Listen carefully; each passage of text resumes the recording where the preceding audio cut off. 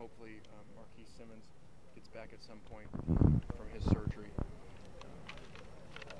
Hopefully, we get Nick Perry here back pretty soon to give us some more depth at defensive end. Matt Khalil didn't do very much today because of his hamstring, and the other one that was Shreesh Wright's hip bothered him again today, so he did very little. Is that a 4 to 6 week thing with Pilar? Probably at least. So that's why we say it'd probably be tough to get him back physically and mentally prepared, because it was already going to be tough, him being a true freshman. When did he hurt that? Did he hurt that here? Or No, he hurt it here. It had been bothering him, but he played through it. Until I guess a couple practices ago or something. During special teams, it was just bothering him so much when he woke up that morning. So it was scoped, and he's a tough kid. That he was playing through it up to that. Having another injury like that, how frustrating is it getting it, considering how thin you guys are? Yeah, it's frustrating. It's part of it, and so we can't change what happens. We can just continue to try to find ways to manage it. I think we've done as well as we can as far as limiting contact, as far as limiting two-a-days. But it's going to happen, and hopefully the majority of our guys get back by the time the games count. 8 days from now. With him and Simmons out, who's moved up in that depth chart? Yeah, we're very limited there. Ross Cummings plays for us, really as our fifth linebacker. Shane Horton plays on the other side. He actually came out for a little bit today with a knee, but he's supposed to be okay. And there's not a whole lot after that. Simi's over there in transition from going back from fullback a couple weeks ago, so we're very thin there. Drew McAllister saw him out here a little bit today. Yeah, he's trying to move around. He did have the injection. He's feeling a little bit better. Hopefully Saturday, he'd be able to really start doing a lot more. Taking a lot of injuries, how did you like today's practice? It wasn't very crisp. I told him that if this was a Thursday of a normal game, we wouldn't play very well on the Saturday probably. But it is our first Thursday really with them in a short week that we put a lot in. And so that's why we did it this way, so that we have a whole another week to come back and review everything. And how does Bush Lewis look being back?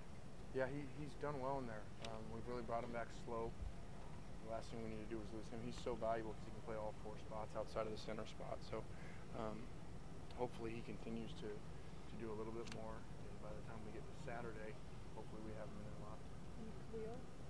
Yeah, his hamstring bothered him today. He's really tight and hardly did anything. What did you like about practice? Was there anything that you kind of looked good, positive? I don't know. I guess the fact that we didn't do very well on offense, I guess meant the defense was playing okay, especially in the 7-on-7. But it just really wasn't. We were hoping to really get this whole week nailed, like a game week, and get them in that mindset. And obviously we didn't succeed completely today, because I don't think that they were really believing that there's a game tomorrow. Any reason you could point to why it wasn't as crisp as you would like? Because there isn't a game tomorrow. That's why.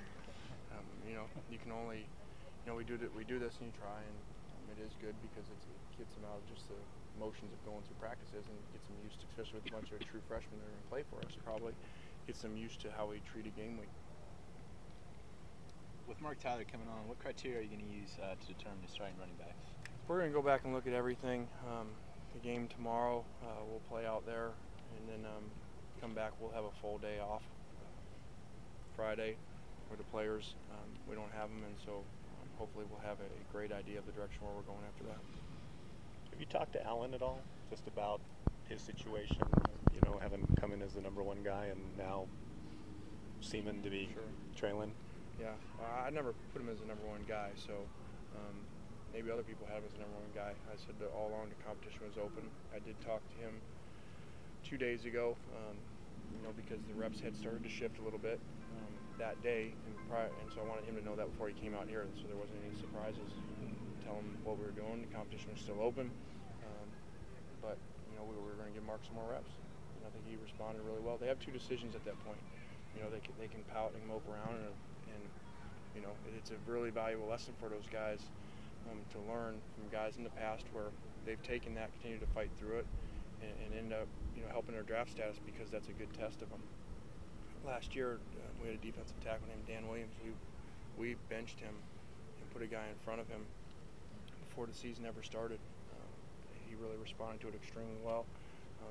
Fought to earn his spot back, ended up starting, and went to Arizona in the first round. So it's a good lesson for these guys, to see how they respond to it. How do you think he's responded in the short term here Really over well. the last couple of Yeah, years? he ran the ball well yesterday. It's easy to tell with running backs. I think you guys would have noticed real quickly if he was out here pouting, because you'd see that he wasn't finishing runs or moping around. So it's good to see. Do you ideally want to go with two guys? When you were here and you guys had your most success, you guys just went with two. Is that your hope, to kind of pick the top two guys and just head them, or are you okay doing the whole tailback by committee thing again? No, there's not an exact formula. I mean, it could be one guy.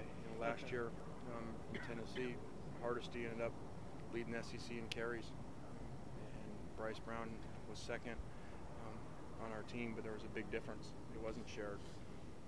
Ideally, in a perfect situation, you'd like it to be somewhat shared because they stay fresher throughout the course of the season. But we're going to play the best guy, and we're going to play the best guys. It's going to depend on, can a guy play? How long can a guy play? Is he taking care of the ball? And then also, do guys do different things? Those guys were kind of similar for us last year. So bringing Bryce in and putting Hardesty on the bench didn't gain us a bunch. They were very similar style backs and weight. So the system you referred to before with Reggie Lindell, they were so different that you were going to play both no matter what because you needed them in different roles.